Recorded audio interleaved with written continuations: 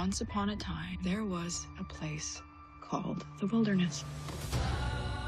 We did things out there that we're ashamed of. There was some darkness. Your friendships are a little more complicated than most.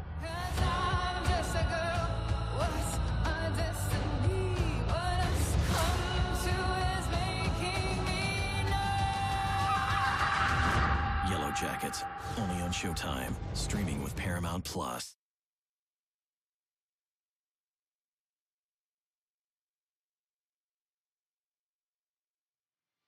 Oh, yeah, from high above T-Mobile Arena in Las Vegas, the Morning Kombat instant analysis is here for all things Gervonta Tank Davis versus King Ryan Garcia. It's late night Saturday. It might even be Sunday where you are. Thank you for joining me. My name is Ryan Campbell, of course, that BBC with that BDE, baby. No Luke Thomas this week. He's on vacation, but quick reminder, he is coming back with a bang Monday morning, 11 a.m. Eastern, when him and I take Morning Kombat back live on the YouTubes there to break down all things this fight right here on Showtime pay-per-view, and of course UFC and Bellator from over the weekend. Apparently some people believe in spoiler alerts and instant analysis shows, so here's your wake-up call. If you didn't watch the fight and don't know who don't want to know who wins, yet you logged into this YouTube stream anyway, you got a lot more problems than spoilers, but I love you anyway. I'm happy to break this down. A 7th round knockout, which, oh, by the way, what he predicted for Gervonta Tank Davis in the battle of two young, unbeaten, popular superstars. Would this produce the next face in boxing? Well, Tank Davis said it himself before the fight. He said it himself in the ring afterwards. I am that guy. I am the face of boxing, and he just might be, maybe not the numbers yet of a Canelo Alvarez or those big heavyweights in the UK when they match up against each other, but this is exactly, I'll Dennis Green you.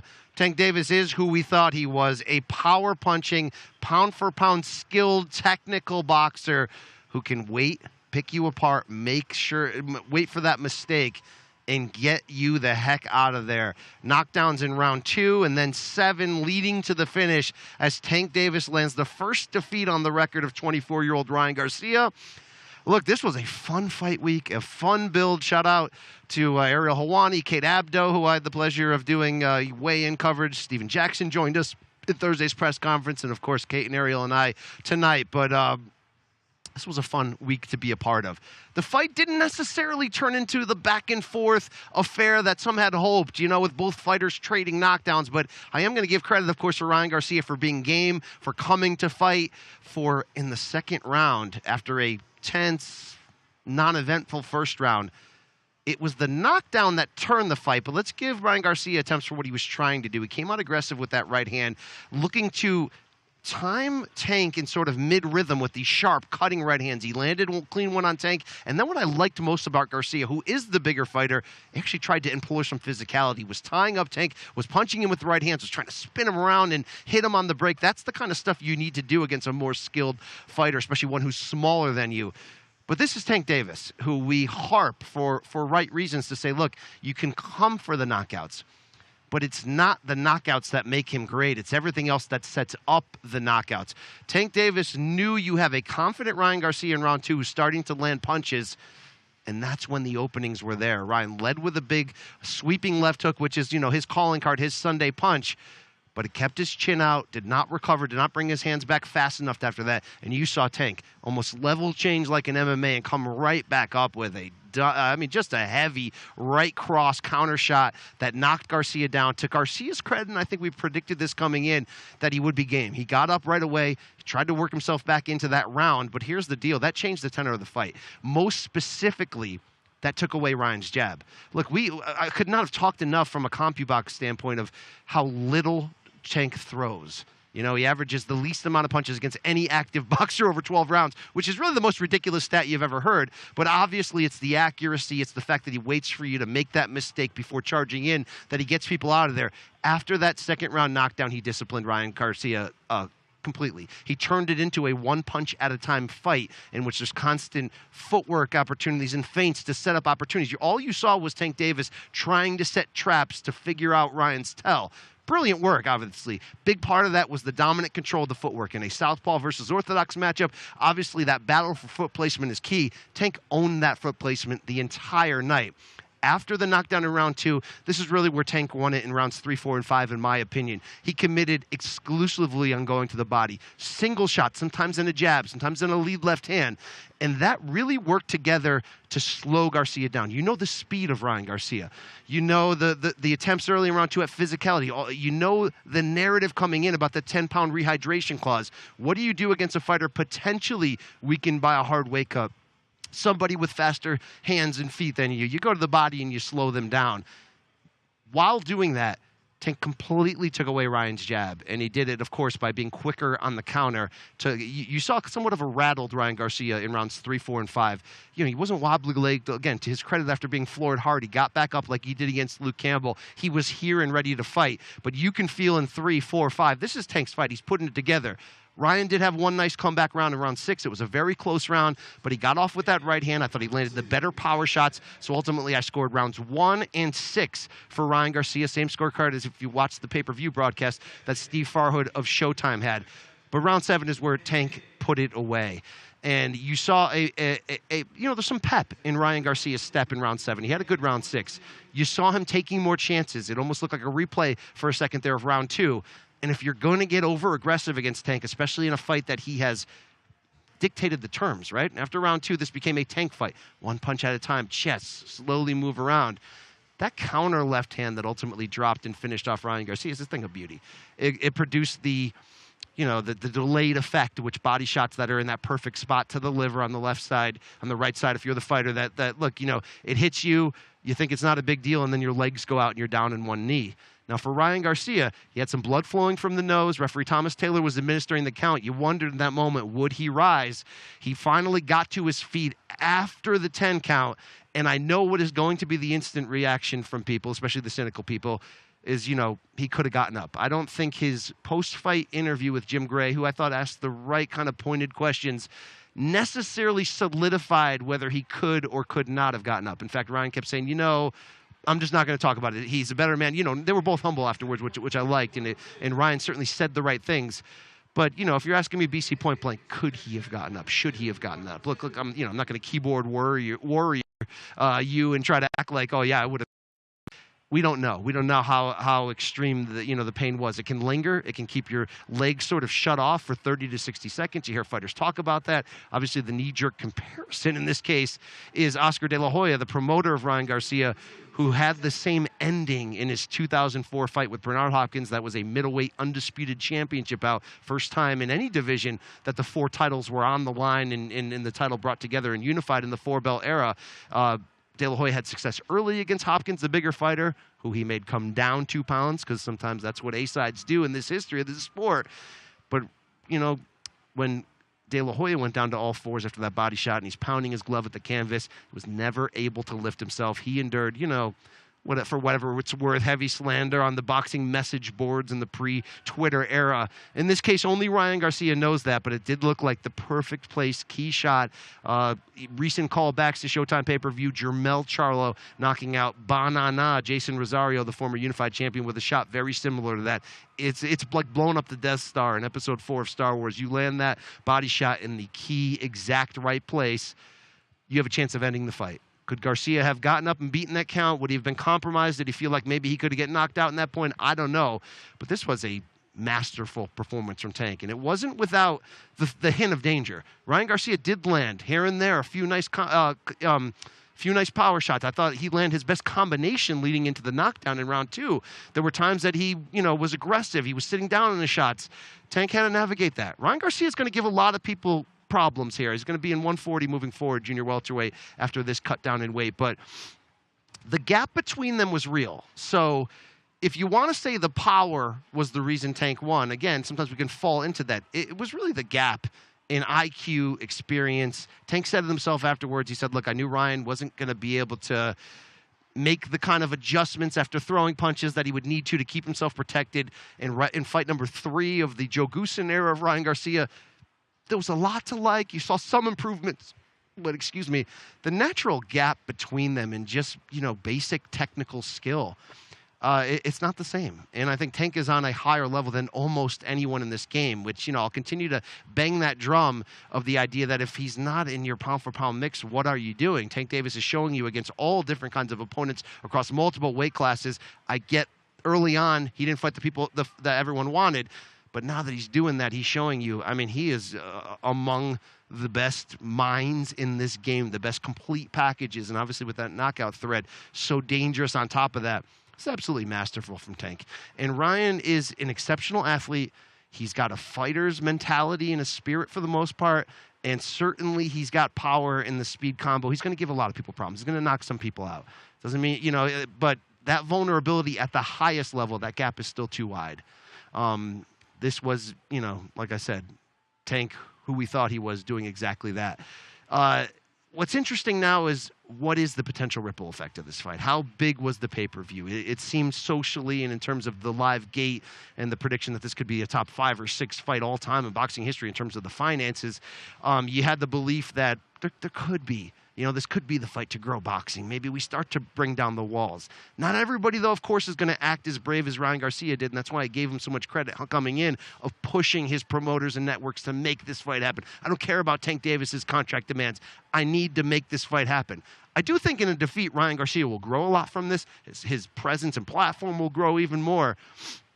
But for Tank, it's like, can he now get the rest of the stars at 135 pounds in and around that division in the ring with him? I hope. Devin Haney is the undisputed champion in this division. Tank has a secondary title that was not on the line tonight because of the catch weight. He's got Vasily Lomachenko up next in May on pay-per-view. The one thing I'll say about Devin Haney and the idea eventually of a Tank versus Haney fight is you've got to give him credit for how he's navigated his career in terms of taking chances, right? He had every promoter after him when he turned pro. He actually went down to Mexico as a teenager to turn pro.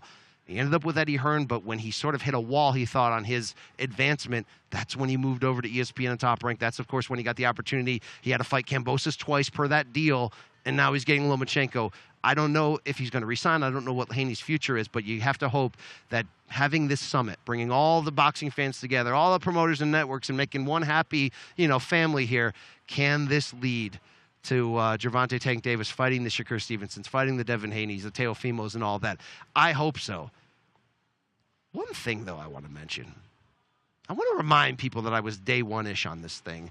And I want to remind people that nobody likes this idea at all except for me. But tonight, I still like this idea. I think the fight that could get Tank to literally become the face of the sport, to literally surpass Canelo or the big heavyweights like Fury, who can fill 80,000, 90,000 soccer stadiums, right, like Anthony Joshua does in the UK. It's a creative catchweight fight, and I know how old he is, but Manny Pacquiao. I know, grown. BC, you're crazy, Pacquiao was here tonight. He's the same age as me. We're both, I'm a little more washed than him. Yeah, he's doing exhibitions at the moment, but I think he wants one more big test. Pacquiao is going to be the type of guy you're going to have to drag away and out of the sport. He's just a competitor. It's all he knows. He loves this. You're telling me you couldn't get into a 143, 145-pound catchweight bout? I don't know. Pacquiao's not Pacquiao anymore, right? Lost to Ugas on pay-per-view. But that size difference, he's still somebody. Just me talking. You want to get Tank to the next level? Possible.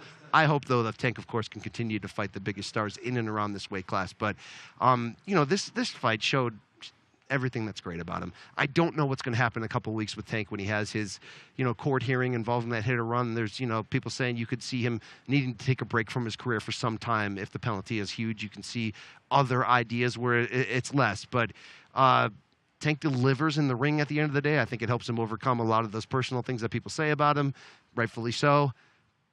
But this fight was a Tank fight. You came for the spectacle. You came for the what if the opponent could establish their game plan. But once people taste Tank's power, that game plan goes out the window. It's the old Mike Tyson line, right? And that's why Tank, the Mike Tyson of the lower weight classes, just continues to show you how great he is, how unflappable he is, to be able to just pause all the distractions around him and focus on the task at hand. I don't know if Tank can beat maybe the two best lightweights along with him at the moment, the Devin Haney's and Shakur Stevensons. I actually hope Haney could fight Stevenson first, and then maybe we can make this. But he may be more well-rounded, more dangerous than all of them. I mean, Devin Haney is incredibly well-rounded, and obviously with that length and that size and control of the jab, that's an interesting fight for Tank. But Tank, I think, is really ironed out almost all of the holes in his game. He's matured inside the ring, still a work in progress outside of it, but just a spectacular performance. Got the knockout. I liked a couple things. I like I always love I love trash talk more than anybody, right? Even if it was like predetermined or whatever, like I like when they push. I like to push it this way, and I like the Bernard Hopkins talking junk to Gervonta, spinning off, are they in his head, all that stuff. But I equally like afterwards when the two warriors show that same respect. They did. And I think we also saw a bit of a mini reunion here, whether you care or not, and that's the Floyd Mayweather-Gervonta connection. Long been the promoter, mentor, big brother. They've had a lot of ups and downs here, a lot of rumors. And even though technically Mayweather Promotions no longer officially promoting him, Leonard Ellerby was back on the scene. The Mayweather brand was back on the scene. They're all under the PBC window. It's all one big family. Leonard told me, at Thursday's press conference afterwards that they've made up. It was kind of nice, even though Floyd hadn't been a big part of this promotion. He stepped out of the way, probably to give Tank the shine, because I think to some degree that had become an issue behind the scenes, my opinion, not theirs. But to see Floyd show up in the ring, to see the joy of them embracing afterwards, it felt good. You know, Floyd was proud. Tank, as a fighter, is all grown up. He's the man. The sport is ready for him to take the throne. Canelo's still got time on top. Canelo is a big draw, still taking on big fights. Is he going to fight Bivol to close the year? Is he going to fight Benavidez? He's got to get through John Ryder first. But Tank is on his way to being exactly who he always says he is, that guy. You know, I'm that guy and you're not. And it's funny about the motivation here. The motivation Tank has said throughout this to take this fight was not like, let me get Ryan's followers and mix them with mine or whatever. It was to prove to people that all these hot stars that the media and the fans anoint, he knows he's better than them. He wants to go out there and prove that. It's the best thing that can happen for the sport. You want a superstar who's willing to take on all. And if this negotiation can lower the walls and kind of open that up again, then the sport's going to carry on. I need all these guys to fight each other. Haney, Stevenson, what's left of Loma, Teofimo at 140. Maybe this is the path to do so. But no need to belabor this too much longer alone here atop this arena as they break things down, and I keep my staff here up even longer, like Filthy Phil, my man. Filthy is yeah, all right, I'll keep it together. All right, I will say this. David Morrell Jr. had a hell of a knockout in the co-main event against late replacement Yamaguchi Falcao. I mean, damn, right? Knocked him out cold with a counter shot. Said afterwards the things you want him to say. Hey, David Benavidez, where are you? I respect you. I want to fight you next. Let's hope that happens because Canelo's fighting in May. We don't know if he's going Bivol for September or not. Could you imagine David Morrell Jr., just 9 fights into his pro career, 25 years old, taking on somebody like Benavidez? Morrell's a southpaw. He's slick. He can punch. Yeah, we're building a star. That was good to see. But it's Tank's night at the end. I think Ryan bounces back. You know, they'll put him in there with somebody he can probably knock out. But I think he will grow from this just the same. Both brands. I mean, look, it's a rare night in boxing where it's like everything was clean. It worked out. The better man won. Nobody got injured. Nothing was corrupt. You know what I mean? We get to go home happy. So why don't we do just that? Go home happy. My name is Brian Campbell. It's been a pleasure doing the work this week. Luke Thomas on vacation. It's just the way the dates worked out. If this fight would have stuck to that original date, this guy would have been on vacation last week, but I was able to be here. A fun event. You can follow us below if you're new to the MK universe. Luke Thomas and myself, Brian Campbell, we go live every Monday, Wednesday, and Friday at 11 a.m. Eastern on the Morning Combat YouTube channel. You can follow us on socials below. Thank you very much for supporting everything we do. We've had some fun special guests this week from Eric Raskin, Karen Mulvaney, Alan Dawson, to Dan Canobio, Raul Marquez. How about Andre Ward stopping by? If you haven't checked that interview out, go to youtube.com/morningcombat. Great stuff right there. For our fantastic staff from Balka, Showtime Sports, and CBS Sports, my name is Brian Campbell telling you, what am I telling you right now? I could tell you about them hoes. I heard they ain't loyal, right? But I probably won't do that on a live broadcast.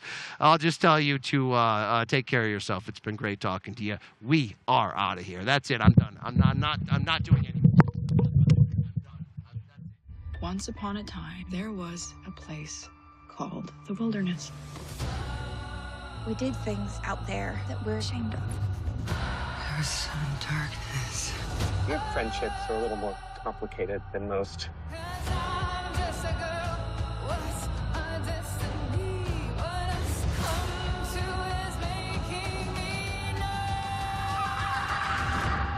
Jackets, only on Showtime, streaming with Paramount Plus.